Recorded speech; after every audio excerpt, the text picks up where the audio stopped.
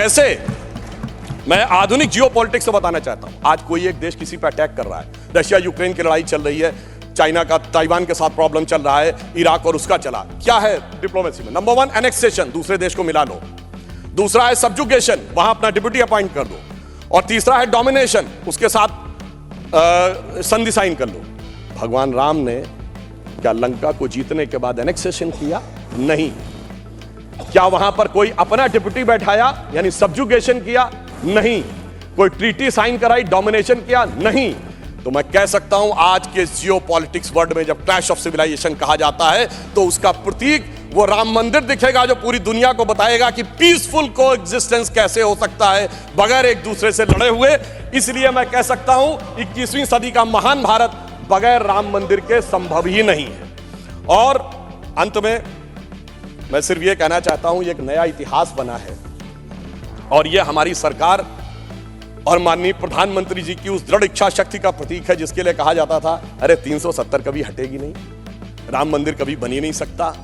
मगर ये वो लोग कहते हैं जो फूलों के हार पहनते हैं। हमारे प्रधानमंत्री जी अंगारों के हार पहनते हैं और जो अंगारों के हार पहनते हैं वो इतिहास को बदलने में निश्चित रूप से सफल होते हैं। इसलिए मैं अंत में ये कहना चाहता हूं, अपनी सरकार को बधाई देते हुए, श्री राम जन्मभूमि न्यास ट्रस्ट, हमने बहुत साफ कहा था हम मंदिर नहीं बनवा रहे, मंदिर न्यास बनवा रहा, हम सिर्फ मार्ग प्रशस्त कर रहे हैं। दूसरों ने कहा था कि हम वो बनवा रहे हैं। तो हम सिर्फ उनके लिए कहना चाहते हैं प्रधानमंत्री जी की तरफ से कि अंगार हार उनका जिनकी सुन हाँक समय रुक जाता है, अंगार हार उनका जिनकी सुन हाँक समय रुक जाता है, आदेश इधर कर देते हैं इतिहास उधर मुड़ जाता है। धन्यवाद।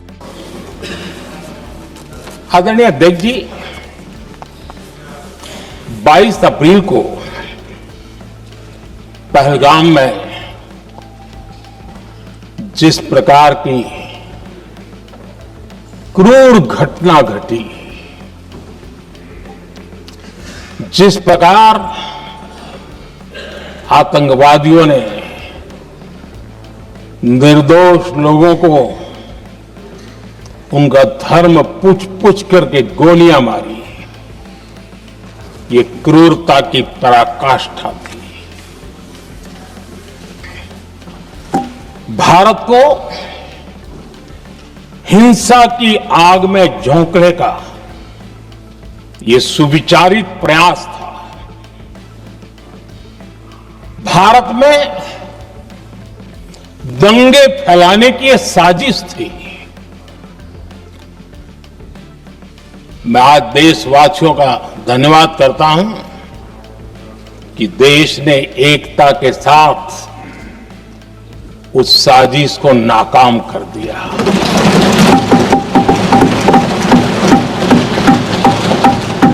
आदरणीय अध्यक्ष जी, 22 अप्रैल के बाद मैंने एक सार्वजनिक रूप से और विश्व को समझ में आए इसलिए कुछ अंग्रेजी में भी वाक्यों का प्रयोग किया था और मैंने कहा था कि हमारा संकल्प है, हम आतंकियों को मिट्टी में मिला देंगे।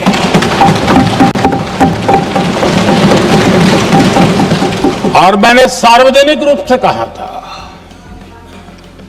सजा उनके आकाओं को भी होगी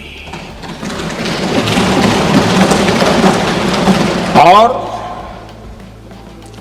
कल्पना से भी बड़ी सजा मिलेगी।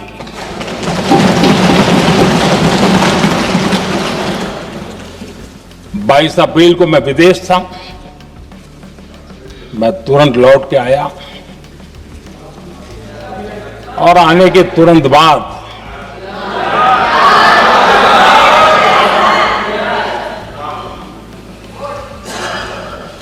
मैंने एक बैठक बुलाई और उस बैठक में हमने साफ साफ निर्देश दिए कि आतंकवाद को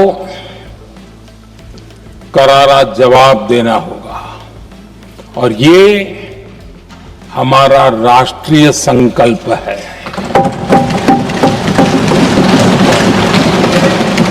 आदरणीय अध्यक्ष जी, हमें हमारे सैन्य बलों की क्षमता पर पूरा विश्वास है,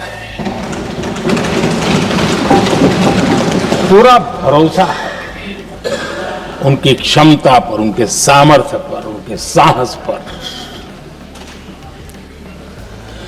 सेना को कार्रवाई की खुली छूट दे दी गई और यह भी कहा गया कि सेना तय करें कब, कहां, कैसे, किस प्रकार से। ये सारी बातें उस मीटिंग में साफ साफ कह दी गई और कुछ बातें उसमें से मीडिया में शायद रिपोर्ट भी हुई है।